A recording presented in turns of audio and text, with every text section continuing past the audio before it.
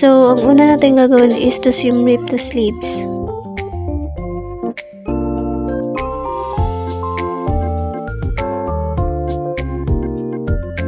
And then after that, we have to seam rip the sides. So, gunting na lang yung ginamit ko dito, guys.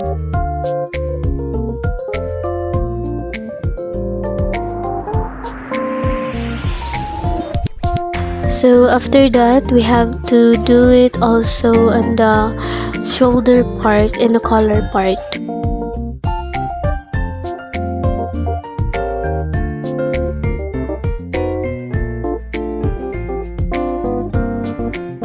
And then, remove lang natin tong automatic snap.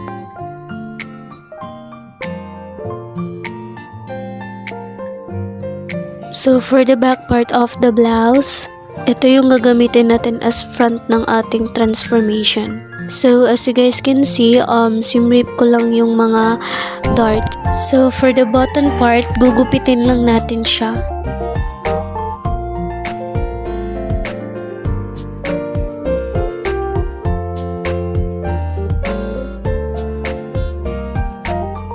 And then, ayan, pinatong ko lang siya. Tapos niyan is straight lang natin to kasi naka-curve siya. And then, gugupitin natin. So, for the gathered area, let's measure 6 inches. Then, make a straight line using a ruler. Then, gugupitin natin. Also, papantayin lang natin to. Now, let's measure 1 inch for the armhole part. Then, cut. Dito na part is kailangan lang natin mag-zigzag stitch. And then, pagdikitin lang natin sila. Now, let's measure 2 inches. Then, tatahiin lang natin to. So, for the finishing, let's sew the raw edges.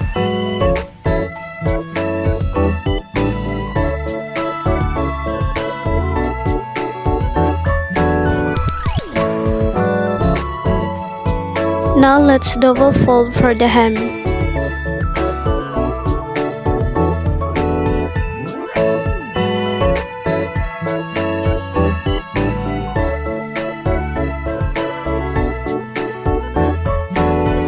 So for the underbust, let's measure 4 inches.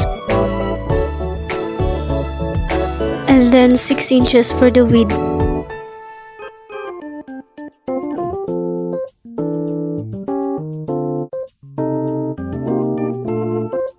And then guys, ikakat lang natin siya.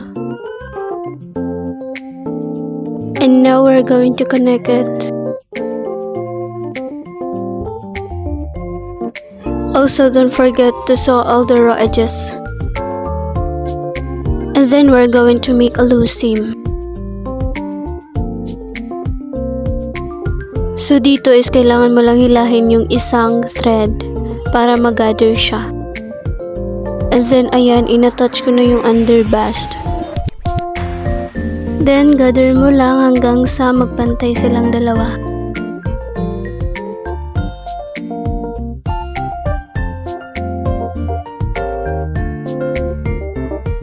Tapos ipipin lang natin para hindi siya magalaw pag tinahina. And gawin mo din siya dito. Tapos niyan is magta-top stitch lang tayo.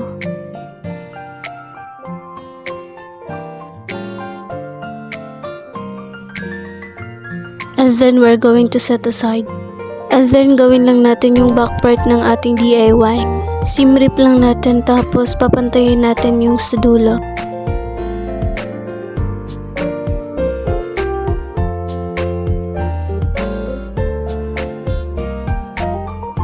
So pagkatapos mong makat, ifo-fold lang natin siya. Now we are going to measure 10 inches.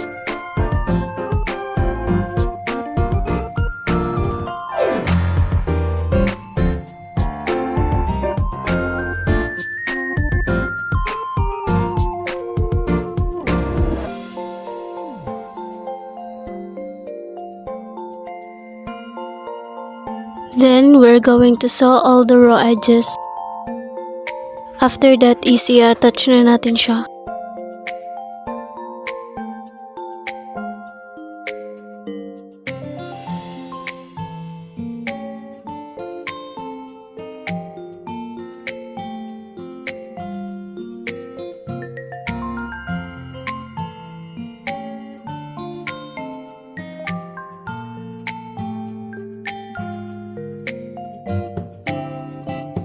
And pagkatapos niyan is mag-shirring lang tayo sa back part ng ating DIY.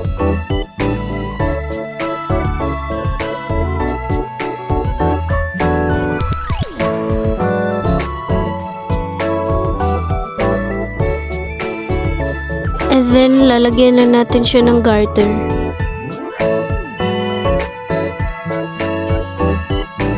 Now, let's move on to the ties. So, 1 inch lang yan. Tapos, pahaba siya. And then, ganyan. Bali, 4 siya kasi 2 yung gagawin nating ties.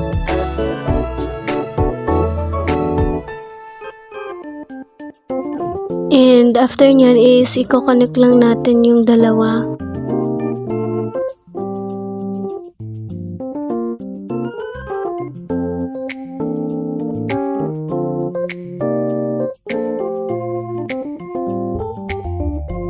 And then, i-fold lang natin siya ng 3 beses.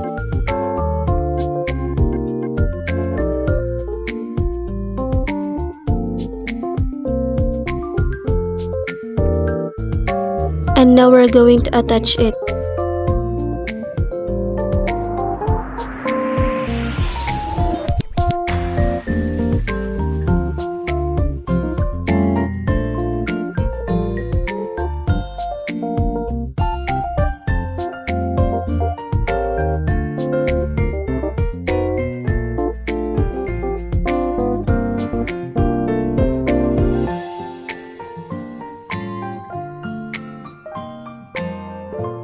And now we're going to attach the sleeves back.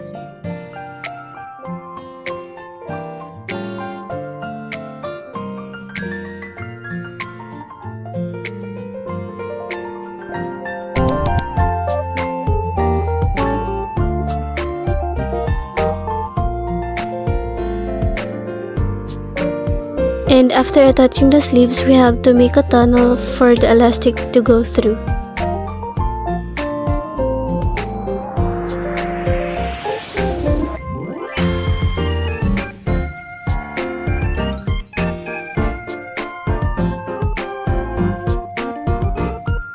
And then, ipapasok lang natin yung elastic band.